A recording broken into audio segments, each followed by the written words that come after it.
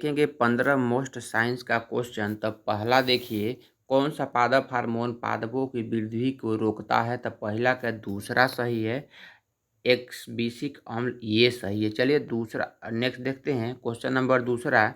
दूसरा क्या कह रहा है कि पाचन तंत्र में मुंह से गुदा तक पीएच कैसे परिवर्तन होता है? तो दूसरा का तीसरा सही है, अम्लीय और क्षारीय सही है।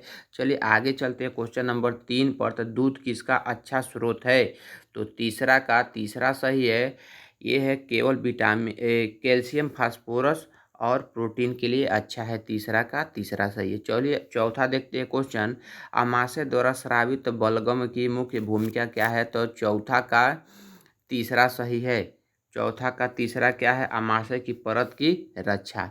चलिए आगे चौथा देखते हैं, चौथा क्या बोल रहा है?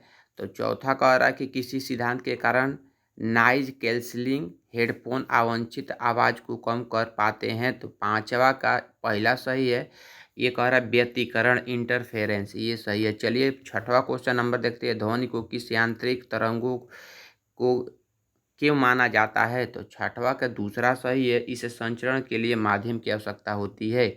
चलिए आगे चलते हैं, क्या बोल रहा है? सातवां, ट्रक के एग्जास्ट से निकलने वाली काले धुएं मुख्य कारण होती है। तो सातवां का दूसरा सही है, वायु की सीमित आपूर्ति के कारण ईंधन का अपूर्ण दहन। चलिए आठवां नंबर क्वेश्चन हम देखते हैं, क्लोरीन गैस Cl2 किसके साथ अभिक्रिया कर ब्लीचिंग पाउडर बनाती है?